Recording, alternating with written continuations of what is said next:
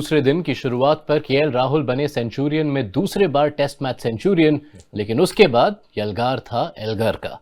Dean Elgar ने अपनी आखिरी सीरीज की शुरुआत की एक बेहतरीन सेंचुरी के साथ और उसके बदौलत सेंचुरियन टेस्ट के दूसरे दिन के अंत पर एडवांटेज साउथ अफ्रीका।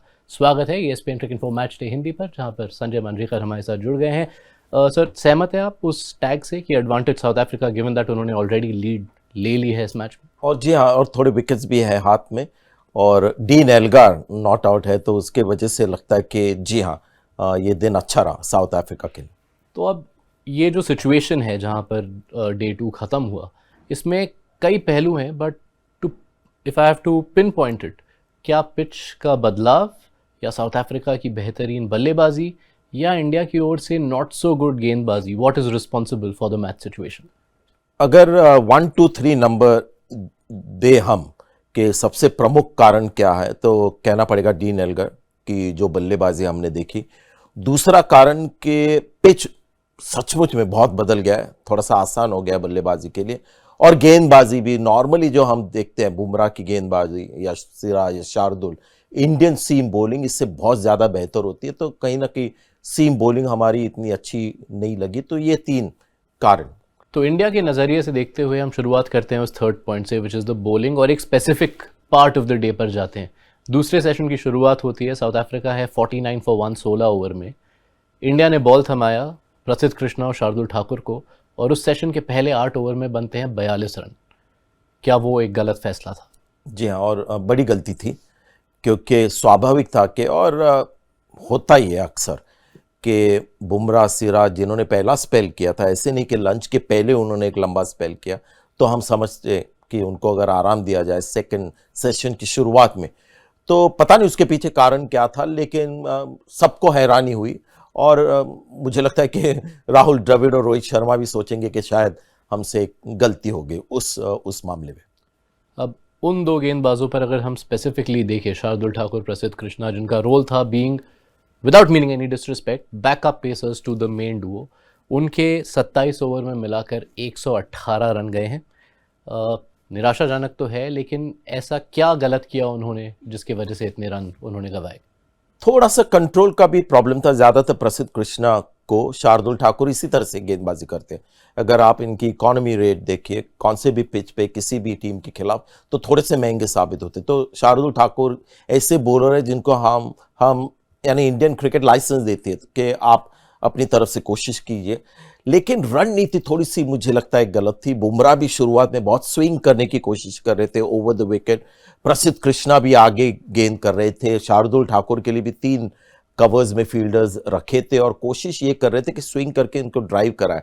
अब ये जो चीज़ है ना, ड्राइव कराना, ये अच्छे पिच के ऊपर एक अच्छी आइडिया है, लेकिन हमने देखा जब शुरुआत में भी काफ़ी जान थी पिच में, और पिच में इतनी जब मदद होती है तो आपको बहुत ही सिंपल सा तरीका ढूंढना चाहिए, जो गलती साउथ अफ्रीकन बॉलर्स ने भी की, रबाडा को छोड़ के, कि एक लाइन पे गेंदबाजी करते रहिए, 6 गेंदें डालिए, और वहां से अपने आप पिच हरकत करेगा। उसमें फायदा ये होता है कि विकेट्स तो मिलते ही है, लेकिन रन्स नहीं मिलते।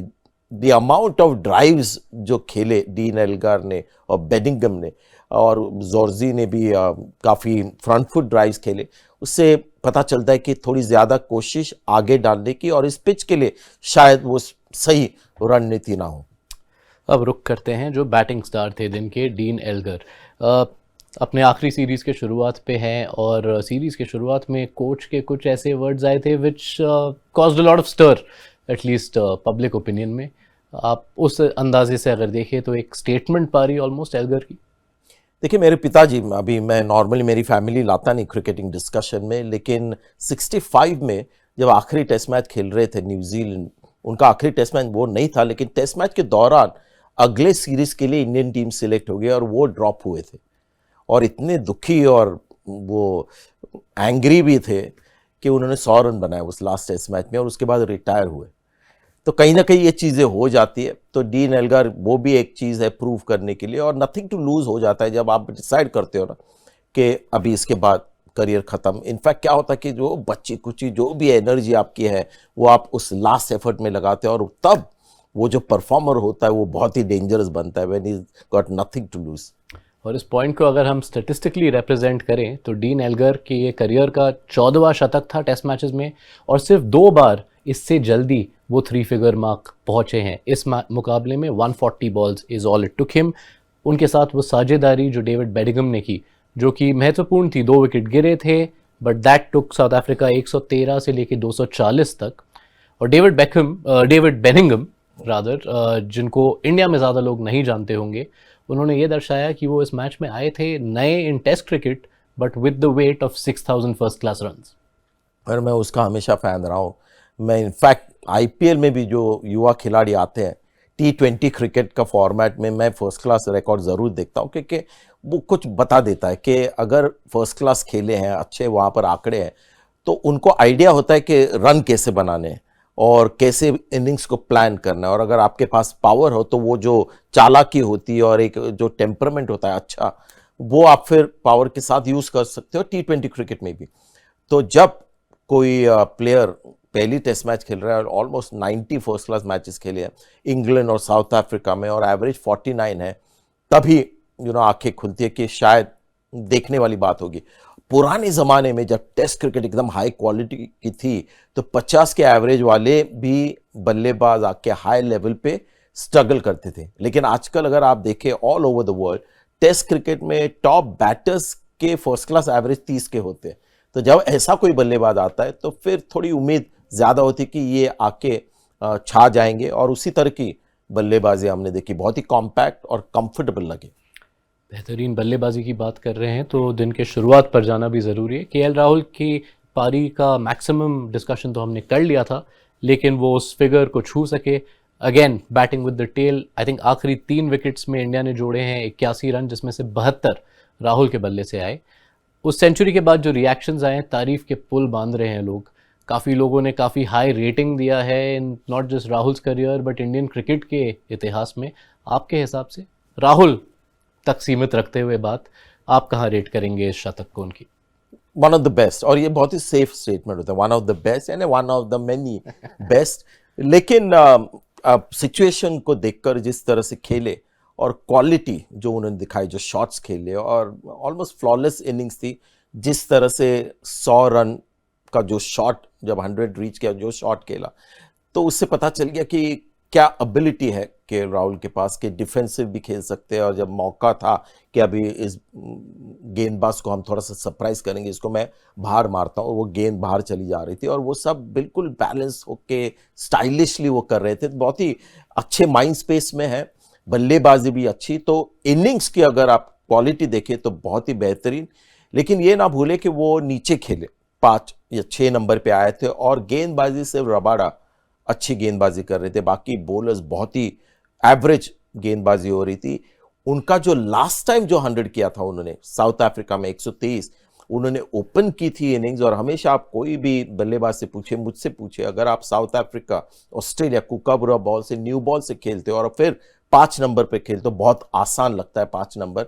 वहां पर अटैक था, Rabada, Lungi Ngidi, Marco Jansen debut कर रहे थे, मूल्डर, उनका नाम मैं हमेशा थोड़ा सा प्रोनाउंस करने, क्या वियान मूल्डर, और केशव महाराज, और वहां पर उन्होंने 123 रन बनाए थे। तो चैलेंज वहां पर जो बॉलिंग क्वालिटी का था वो बेहतर था, लेकिन ये इनिंग्स हमारे जहन में ज्यादा रहेगी। चलिए डे 3 का एक क्विक लुक अहेड। इंडिया को इस मैच में वापसी करने के लिए डे 3 मिनिमम रिक्वायरमेंट क्या है आपके हिसाब से? पता नहीं, बहुत ही अलग ये मैच जा रहा है। शायद सेकेंड इनिंग्स में हम बहुत बड़े स्कोर्स देख सकते हैं, क्योंकि पिच आसान हो गई है, धूप ज्यादा निकल नहीं रही है, यानी डिटीरिएशन कम हो रहा है, क्रैक्स नहीं होंगे, क्योंकि वो साउथ अफ्रीका में होता है, जिसकी वजह से डे 3, 4, 5 बहुत मुश्किल हो जाता है। पिच अच्छा लग रहा है, तो 50-60 का अगर लीड हो तो भारत खुश रहेगी। और मैं फिर से उम्मीद लगाऊंगा ये कि better batting surface than the first inning, तो शायद भारत एक बड़ा स्कोर खड़ा कर सकती है। चलिए उम्मीद करेंगे भारत की day 3 is much better than day 2। इस दिन को मूविंग डे कहा जाता है टेस्ट मैचेस का, देखते हैं। साउथ अफ्रीका में उसको मूविंग डे कहा जाता है, इंडिया में तीसरे दिन को कहते हैं last day of the test match. चलिए, what better finish to that. आपको क्या लगता है, क्या इंडिया वापसी करेंगे? बताइए हमें कमेंट सेक्शन में। और तीसरे दिन के खेल के बाद जुड़िएगा हमारे साथ ESPN Cricinfo match day Hindi पर।